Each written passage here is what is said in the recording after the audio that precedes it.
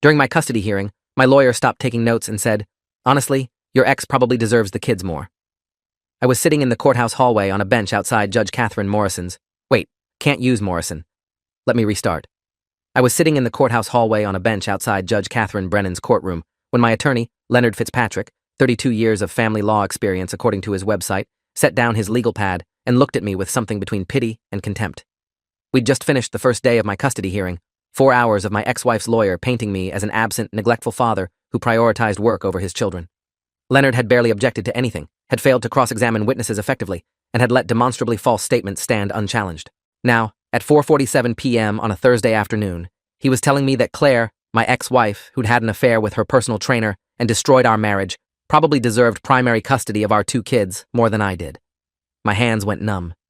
Around us, other families and lawyers moved through the courthouse corridors, their footsteps echoing on marble floors, completely unaware that my entire world had just imploded. "I'm sorry," I said, my voice barely steady. "What did you just say?" I'd hired Leonard Fitzpatrick 6 months earlier, right after Claire filed for divorce, and immediately followed up with a custody petition seeking primary physical custody of our daughter Mia, age 8, and our son Noah, age 6. I'd been married to Claire for 11 years, together for 13, and I'd thought we were happy. We lived in a 4-bedroom house in Westchester County, New York. I worked as a civil engineer for a construction firm, designing infrastructure projects, making $127,000 a year. Claire had been a stay-at-home mom since Mia was born, her choice, something we'd agreed on together because we'd both wanted our kids to have a parent home during their early years. I'd supported that decision completely, never questioned it, never made her feel less important because she wasn't earning an income. Our life had seemed stable, normal, good. Then one Saturday in March, I'd come home early from a site inspection to find Claire in our bedroom with Derek Mullins, her personal trainer from the gym she'd joined 6 months earlier. The image of them together was burned into my brain, something I'd never unsee. I'd stood there frozen for maybe 5 seconds before Claire had screamed, Derek had scrambled for his clothes, and my marriage had shattered into pieces I'd never be able to put back together. The divorce filing had come 2 weeks later. Claire had moved out, taken the kids to her mother's house in Scarsdale, and served me with papers at my office. Her petition had requested primary custody, child support, alimony, and half of all marital assets. I'd been devastated, but not particularly worried about custody. I was a good father. I'd coached Mia's soccer team, helped Noah with his reading homework every night, made pancakes every Sunday morning, attended every school event and recital. Yes, I worked long hours sometimes, but I was present when I was home. I was engaged, involved, loving. Claire had been the one who destroyed our family with her affair. Surely no judge would penalize me for that. My initial attorney had been a referral from a colleague, a woman named Patricia Kendall, who'd handled his divorce 3 years earlier. But Patricia had called me 2 weeks into the case, sounding uncomfortable. "David, I need to withdraw from your case. I have a conflict of interest I wasn't initially aware of. My firm did some work for Claire's family business 5 years ago. I can't ethically continue representing you." She'd given me 3 referrals. Leonard Fitzpatrick had been the second name on the list, and when I'd called his office, his secretary had gotten me an appointment that same afternoon. Leonard's office had been in White Plains, a suite on the 14th floor of a glass tower, decorated with expensive furniture and framed awards. Leonard himself had been 61, silver hair, expensive suit, the kind of presence that suggested competence and success. "David," he'd said, shaking my hand firmly, "Patricia spoke very highly of you. Let me assure you, we're going to fight for your rights as a father. Courts are finally recognizing that fathers are just as capable parents as mothers, and you have a strong case here." I'd explained the situation, the affair, Claire's petition, my relationship with the kids. Leonard had taken detailed notes, asked good questions, and outlined a strategy. "We'll demonstrate that you've been an engaged, present father despite working full-time. We'll show that Claire's infidelity demonstrates poor judgment that could impact the children's well-being. We'll argue for joint custody at minimum, and potentially primary custody given her moral failings." His retainer had been $15,000, with additional billing at $450 per hour. I'd paid it immediately, desperate for someone competent to protect my relationship with my kids. The preliminary hearings had gone reasonably well. Leonard had filed appropriate motions, had gotten me temporary visitation every other weekend plus 1 evening per week, had seemed professional and prepared. Then, 3 weeks before the final custody hearing, things had started to feel off.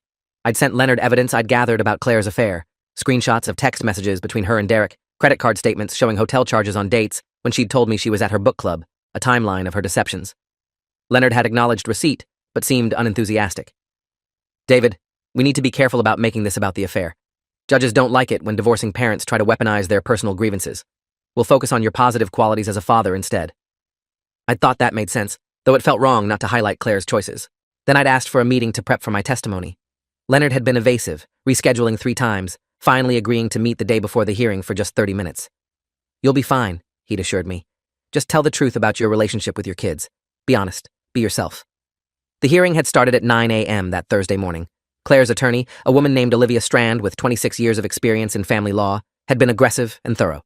She'd called Claire to testify first, and Claire had presented herself as a devoted mother who'd sacrificed her career to raise the children while I'd been absent, distant, more invested in my work than my family. How many of Mia's soccer games did David attend this season? Olivia had asked. Claire had paused, her expression sad. Maybe 3 out of 12. He was always working late or had site visits. That was a lie. I'd missed 2 games, both because of emergency work situations, and I'd made up for them by taking Mia out for ice cream afterward to hear about the matches. I'd looked at Leonard, waiting for him to object, to cross-examine, to challenge the false statement. He'd written something on his legal pad, but said nothing. Olivia had continued. And Noah's parent-teacher conferences? David missed the last 4, Claire had said. I always went alone. Another lie. I'd missed 1 conference because of a client meeting I couldn't reschedule, and Claire had never even told me about 2 of the others. Leonard had remained silent. The testimony had continued for 2 hours. Claire painting herself as a struggling single mother dealing with an emotionally unavailable husband, me as a workaholic who loved his kids but didn't prioritize them. Some of what she said had kernels of truth twisted into daggers. Yes, I worked long hours sometimes. Yes, I'd been stressed about a major project last fall and had been distracted. But the way she framed it made me sound negligent, uncaring, absent. When it had been time for Leonard to cross-examine, he'd asked soft questions that let Claire elaborate on her narrative instead of challenging it. Mrs. Garrison, you mentioned David worked long hours. Did he ever explain why? He said his projects were important, that we needed the money, but we would have been fine if he'd worked less and been home more. Leonard hadn't pushed back on that. Hadn't pointed out that Claire had wanted a bigger house, private schools for the kids, expensive vacations, all of which required my income. Hadn't asked about her affair, her deception, her choices. After Claire, Olivia had called Claire's mother, Margaret Whitfield, who'd testified that I'd always seemed distant with the children, and that Claire had done all the real parenting. Then she'd called Derek Mullins. Yes, the personal trainer Claire had been sleeping with. I'd expected Leonard to object, to argue relevance, to do something. Instead, Derek had testified that he'd gotten to know the family through training Claire, that he'd seen how devoted she was to the kids, that he'd observed me picking them up from Claire's mother's house during visitation, and I'd always seemed in a hurry and not fully present. I'd wanted to scream. Derek Mullins, the man who'd destroyed my marriage, was testifying about my parenting. But Leonard had just sat there, occasionally writing notes, never objecting. The lunch recess had been from 12:30 to 2 p.m. I tried to talk to Leonard about the morning session, about his lack of objections, about the false statements that had gone unchallenged. It's a process, he'd said vaguely. We'll present our case this afternoon. Don't worry. But when we'd returned to court, Leonard's presentation of my case had been anemic. He'd called me to testify, asked basic questions about my job and my relationship with the kids, but hadn't prepared me for Olivia's cross-examination. She'd been brutal, asking about specific dates I'd missed events, specific instances where I'd chosen work over family, specific moments where the kids had needed me and I hadn't been there. Some of her facts were wrong, but I'd stumbled over my answers, gotten defensive, probably made myself look worse. Leonard hadn't rehabilitated my testimony on redirect, hadn't clarified the misrepresentations, hadn't given me a chance to explain context. By 4:30 p.m., Judge Brennan had called a recess until the following morning. We'll hear closing arguments at 9 a.m. tomorrow, then I'll take the matter under advisement, she'd said. That's when I'd found myself in the hallway with Leonard, and he'd delivered his devastating assessment. Honestly, your ex probably deserves the kids more. I'd stared at him. You're supposed to be my lawyer. You're supposed to be fighting for me. I am being your lawyer, Leonard had said, his tone patronizing. Part of being a good attorney is managing client expectations. David, the reality is that Claire has been the primary caregiver for 8 years. She's demonstrated a level of involvement with the children's daily lives that you simply haven't matched. Judge Brennan is going to award her primary custody. You'll get visitation, maybe even generous visitation, but she's going to be the custodial parent. She had an affair, I'd said, my voice rising. She destroyed our marriage. She lied on the stand today multiple times. You didn't challenge any of it. Because it doesn't matter, Leonard had said impatiently. Judges don't care about infidelity in custody cases. They care about who's been doing the parenting, and that's clearly Claire. You need to accept reality and focus on negotiating the best visitation schedule you can get. I'd felt something crack inside me. Why didn't you object to her false testimony? Why didn't you cross-examine her mother effectively? Why did you let Derek Mullins, her affair partner, testify about my parenting? Leonard had stood up, gathering his papers. David, I've been practicing family law for 32 years. I know what I'm doing. If you're unhappy with my representation, you're welcome to hire someone else. But you'll find that any competent attorney will tell you the same thing. You're fighting a losing battle here. Take the visitation deal, maintain a relationship with your kids, and move on with your life. He'd walked away, leaving me sitting on that bench with my world disintegrating. I'd driven home in a daze, my mind racing. Something was deeply wrong. Leonard's representation hadn't just been incompetent, it had been deliberately inadequate. He'd sabotaged my case. But why? That night, I'd sat in my house, the house that still had Mia's artwork on the refrigerator and Noah's Lego creations on the shelves, and I'd started searching. I'd looked up Leonard Fitzpatrick's case history, his professional associations, his social media, and I'd found something that made my blood run cold. 3 years earlier, Leonard had handled a custody case for a client named Richard Strand, Olivia Strand's husband. They'd lost that case, and Richard had blamed Leonard's representation. There had been a bar complaint, later dismissed, but the connection was there. Leonard Fitzpatrick and Olivia Strand knew each other professionally. They had history. I dug deeper. Found that Leonard and Olivia had co-authored an article for a family law journal 5 years ago. Found photographs of them at bar association events together. Found evidence that they'd worked on opposite sides of at least a dozen cases over the past decade.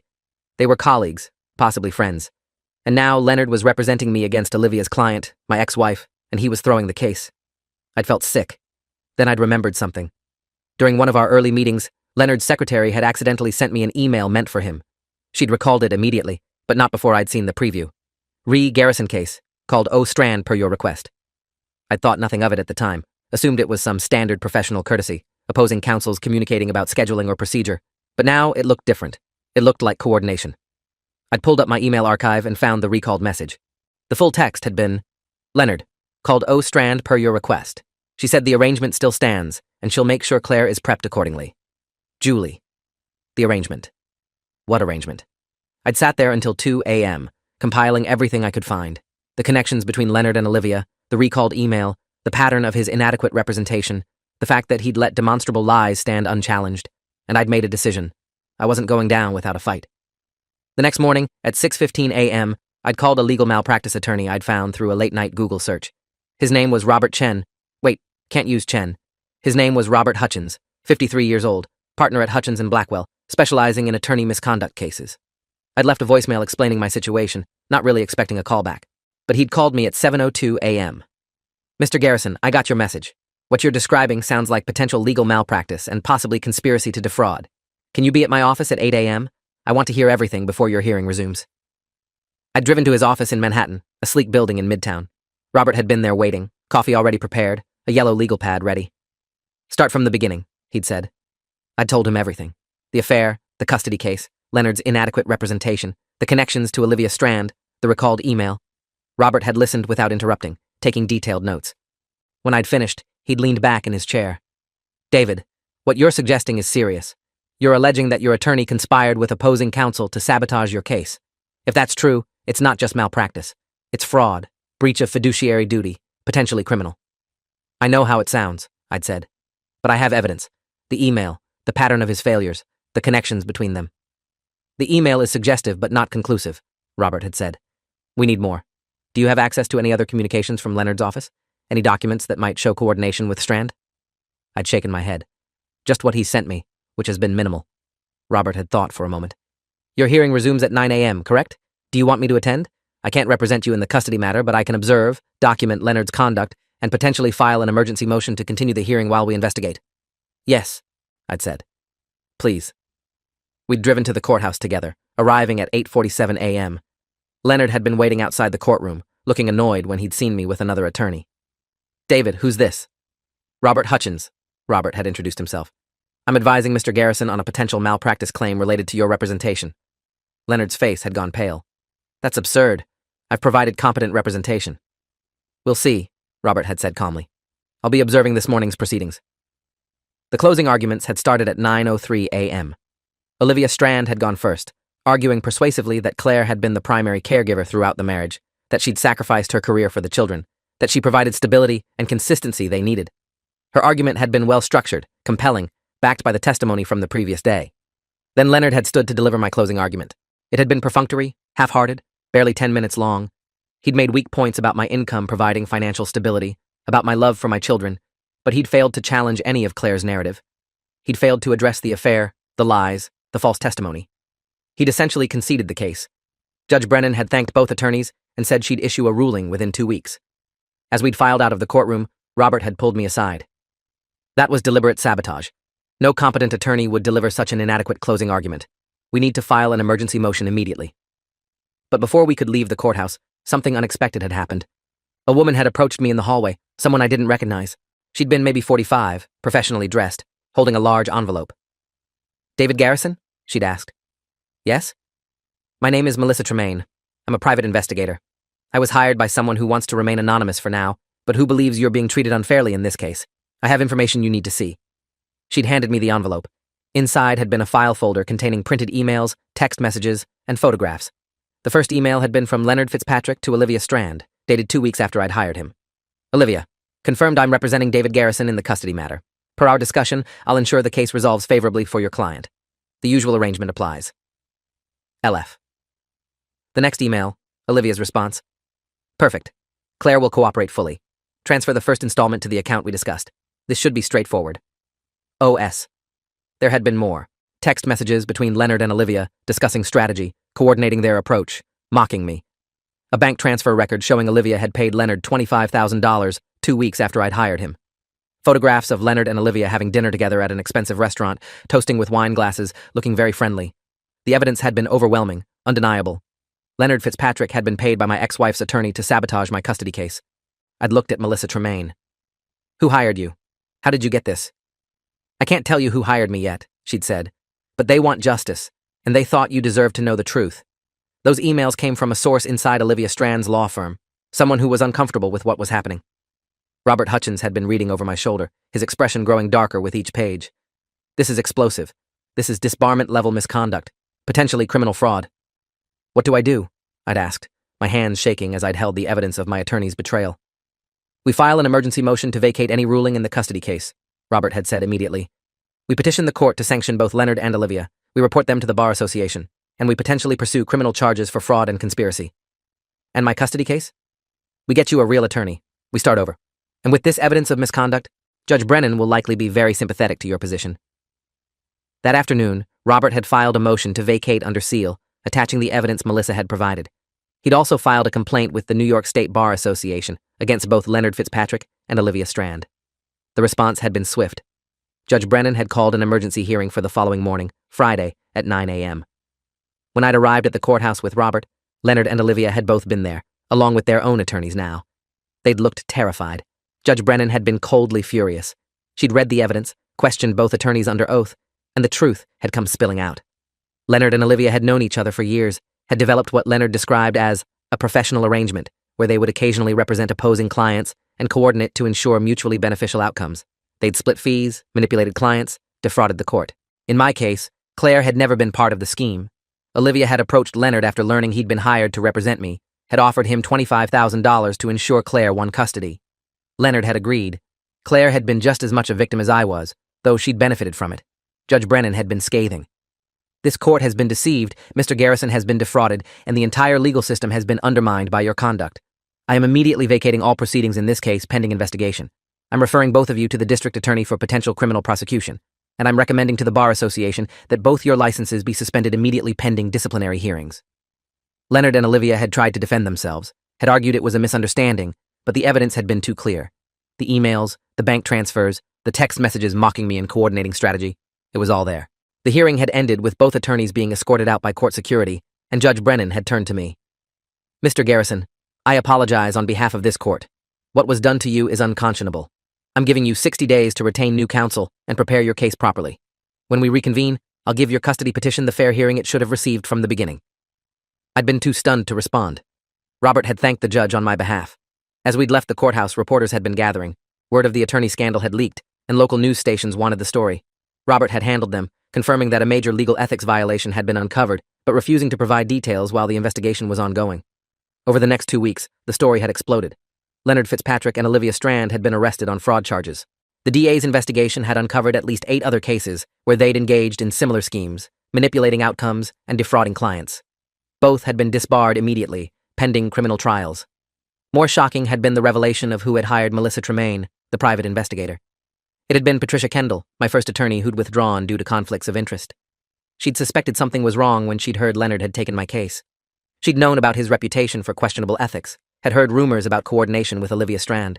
She'd hired Melissa to investigate, to gather evidence, and when Melissa had found proof, Patricia had made sure I received it. Patricia had called me personally to explain. David, I couldn't represent you due to the conflict, but I couldn't let you be victimized either. What Leonard and Olivia did is an affront to the legal profession. I'm glad we were able to expose it. I thanked her, my voice choked with emotion. For the custody case, Patricia had referred me to a genuinely excellent family law attorney named Karen Wolf, 42 years old, former prosecutor, known for her integrity and skill. Karen had taken my case immediately, had reviewed all the evidence, and had built a real strategy. The new custody hearing had been scheduled for 6 weeks later.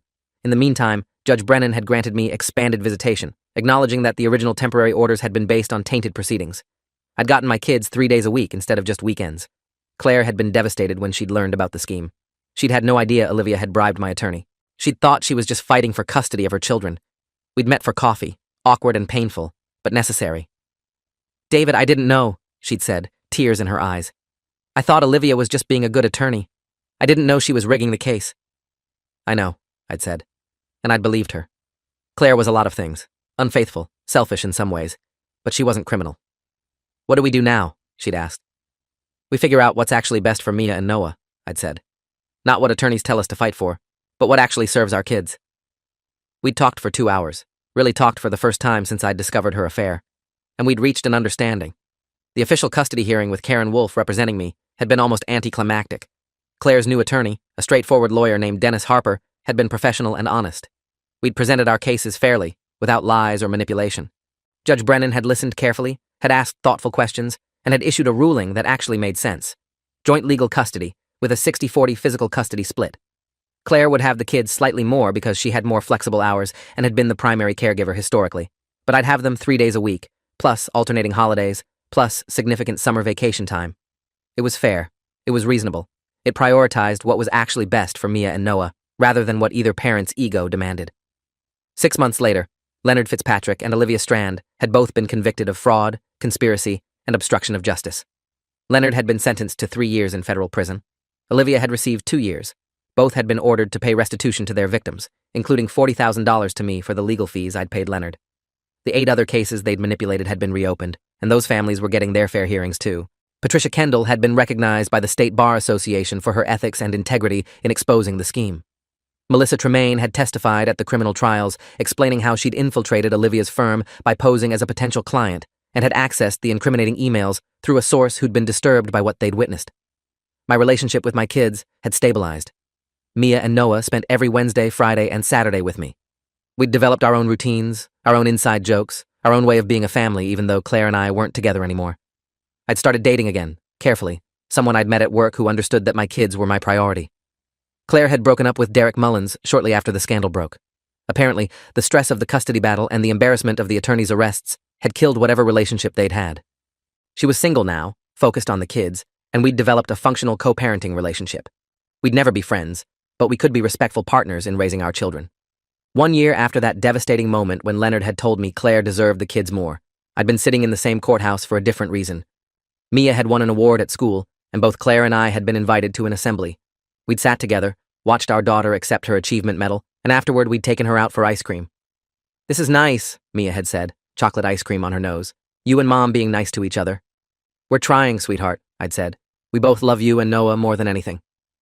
Claire had looked at me across the table, and for a moment I'd seen regret in her eyes. Not for the divorce, that had been necessary, but for the pain, for the battle, for the attorneys who'd tried to turn our kids into weapons. "We should have done this from the beginning," she'd said quietly. "Just talked. Just figured it out ourselves." "We were hurt," I'd said. "We let lawyers tell us what to fight for instead of figuring out what actually mattered." "I'm glad we figured it out eventually," she'd said. Me too. The irony wasn't lost on me.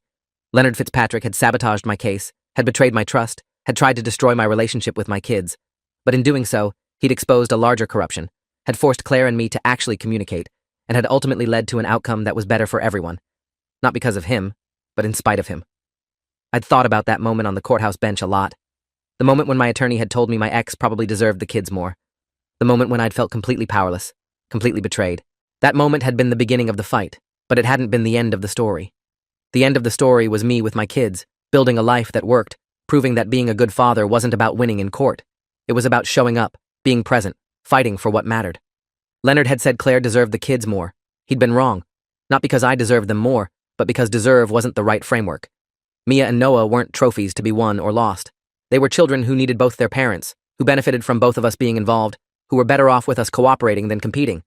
That's what Leonard and Olivia had never understood. In their world, family law was a game, a transaction, an opportunity to profit. In the real world, it was people's lives, children's futures, relationships that mattered more than billable hours or legal victories. A year later, I'd visited Leonard in prison. Robert Hutchins had thought I was crazy, but I'd needed to do it. Leonard had been diminished, wearing an orange jumpsuit instead of an expensive suit, looking older than his 62 years. "Why are you here?" he'd asked when we'd sat down in the visiting room. "To tell you that I forgive you," I'd said. His eyes had widened. "I don't understand." "You almost destroyed my relationship with my kids," I'd said. "You betrayed every ethical duty you had. You deserved everything that happened to you. But holding on to anger about it doesn't serve me or my children. So I forgive you. Not for you. For me." Leonard had been quiet for a long moment. Then he'd said, "I'm sorry. Truly. I let greed corrupt everything I was supposed to stand for. I don't expect you to accept my apology, but I needed to say it." "I accept it," I'd said. "And I hope you use your time here to figure out who you want to be when you get out." I'd left that prison feeling lighter. Free. The man who'd tried to take my children from me had no power over me anymore. I'd won, not in court, but in the ways that actually mattered. My kids knew I loved them. I was present in their lives. And I'd learned that the system, for all its flaws, could still deliver justice when good people fought for it. Patricia Kendall had fought for it by exposing corruption. Robert Hutchins had fought for it by taking my case seriously. Judge Brennan had fought for it by holding attorneys accountable. Melissa Tremaine had fought for it by gathering evidence. And I'd fought for it by refusing to give up, even when my own lawyer had told me I should. That's what I wanted Mia and Noah to learn from all this. That systems aren't perfect, that people will sometimes fail you or betray you, but that you fight anyway. You fight for what's right, for what matters, for the people you love. You fight with integrity, with evidence, with truth. And when you do that, when you refuse to be a victim, you can win. Not every time, not easily, but you can win. Thanks for watching till the end. Make sure to subscribe and like to not miss the next story.